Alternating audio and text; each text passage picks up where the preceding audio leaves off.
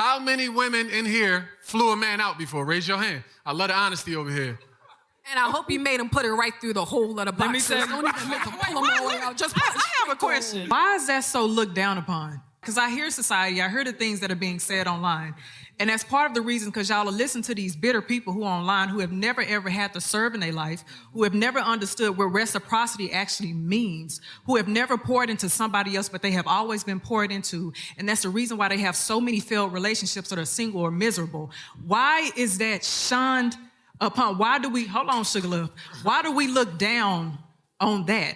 That is so, I'm a happily married woman. And I would nurture my husband until God tell me I can't nurture no more. And when there is a man who is pouring into you, it is nothing wrong with pouring back into him.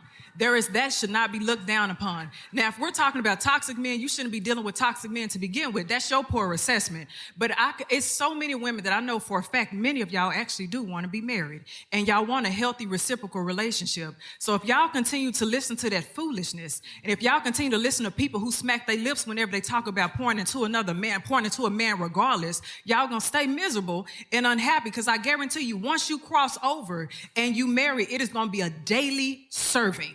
It is going to be a daily pouring into. And you can't do something as minor as flying somebody out. Are y'all serious? Can I add a little context? I got a little context too, because I think that's the issue. Yeah, I think we need to add a little context, right?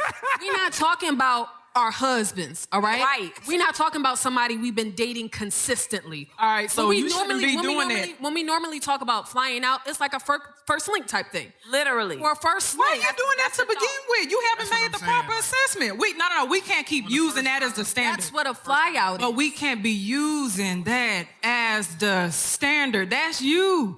And if people got it, they got it. But the problem is that there are vulnerable ears who hear that and they say, so this person I've been dating for 6 months, I can't do these type of things for that person because somebody that you decided to fly out on the first date screwed you over. We have to be mindful of the people who are listening, especially the open hearts who want something serious, because there's so many single women who really want love, but they listen to the people who are bitter. But they listen to the people who are wounded, and they listen to the people who made 5,000 mistakes and never learned from it. And they fall into that category. That's my only issue. That's my only issue. Like I said, I think that question is a loaded question without context given to it. I think the initial knee-jerk reaction has something to do with no context following it. But of course, the way that you put it, of course that makes sense.